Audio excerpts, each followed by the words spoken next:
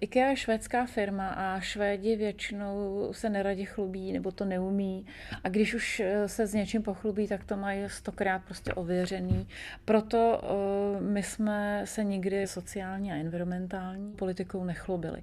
Ale je pravda, že poslední 2 roky sustainability neboli trvalá udržitelnost je jednou z našich priorit. Abych vlastně vysvětlila, jak jsem se k téhle práci dostala. Nevěděla jsem v podstatě vůbec, do čeho jdu a začalo to takovou konferencí v Dánsku. Začala jsem si prostě studovat materiály a sama se vzdělávat a nakonec se mi podařilo v té době Českou republiku dostat v podstatě do popředí v IKEA globálním světě v této oblasti. Když se podívám od začátku, od toho roku 2000, tak já jsem vlastně přemýšlela, jak mám začít, jak mám představit tuhle práci ve firmě zaměstnancům, tak abych měla podporu managementu. Začali jsme školením. Být environmentálně a sociálně prostě pozitivní nebo přátelský je velmi moderní dneska.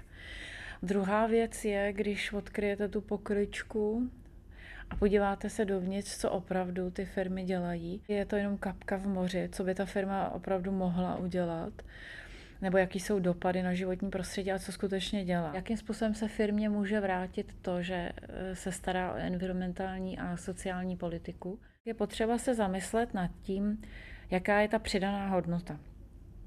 A já si myslím, že my už jsme na to tady přišli, že ta přidaná hodnota je vlastně čím dál větší přesvědčení zákazníků a zaměstnanců, že firma dělá něco pozitivního a v neposlední řadě to přináší i větší lojalitu od zaměstnanců. A to si myslím, že je strašně důležitý. Možná bude dobré, když se zastavíme u jednotlivých bodů. Jako číslo 1 tady máme uvedený oboustranný tisk, což myslím, že není vůbec složitá záležitost. Ta úspora je jasná, místo, já nevím, prostě 100 papírů denně tam vytisknete 50, takže je tam 50% úspora, tak vůbec není co řešit.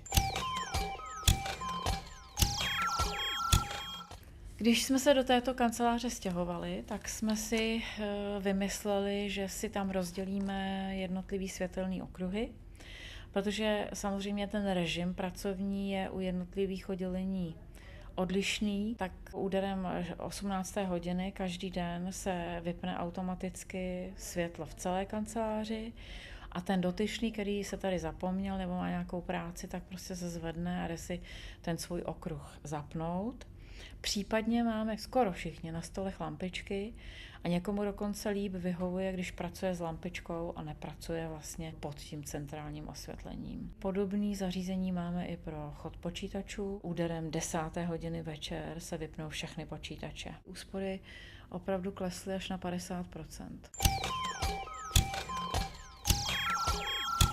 Mluvili jsme už o mnoha oblastech, a možná na co jsme zapomněli, jsou toalety. Na ty bych řekla, že jsem obzvlášť pyšná, protože začíná to tím, že tam vstoupíte a rozsvítí se světlo na fotobuňku. Je tam baterie vodovodní na fotobuňku. I to má svý úskalí, je potřeba dobře nastavit teplotu a dobře nastavit ten interval, po který voda teče.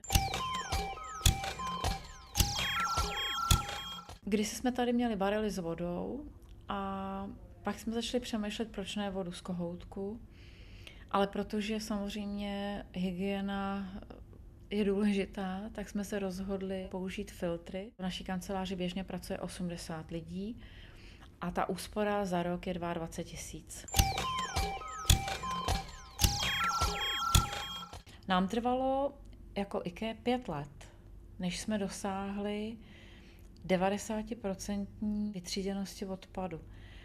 A těch 5 let bylo docela perných, než jsme se prostě naučili, jak s tím zacházet, než jsme proškolili personál. A není to tak, že prostě každá země z těch vyspělých západní Evropy prostě má takovýhle procento vytříděného odpadu. Když jsem chtěla, abych měla podporu managementu, tak jsem je musela ukázat a spočítat. Například u třídění odpadu, kterým jsme úplně začínali, co jim to přinese.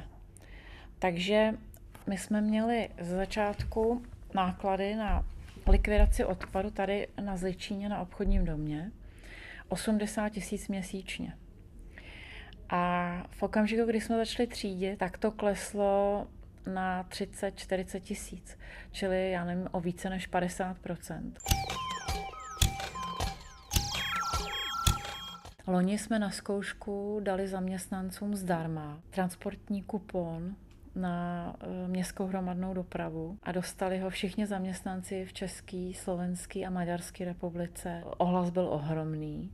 Řekla bych, že většina těch zaměstnanců to ocenila. Spočítali jsme si, jestli to mělo nějaký efekt na naše zaměstnance, jestli se s tím snížil vlastně počet lidí, kteří se dopravují do práce autem. Zjistili jsme, že o 18% zaměstnanců více začalo jezdit městskou hromadnou dopravou, dokonce i zaměstnanci, kteří říkali, že v životě do socky nevstoupí. Začali jsme používat videokonference a i telekonference. Někdy ta telekonference úplně stačí. Je to velice jednoduchá záležitost. Jenom je to o počítačovém programu, o přístupu na tu telekonferenci a o tom, že máte speciální telefony, který vám umožní tuhle telekonferenci.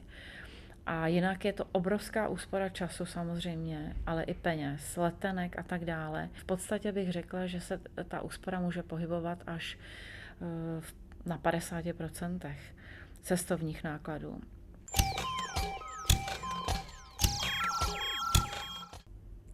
Dlouho mluvíme v IKEA, že podnikat pro zisk už nestačí.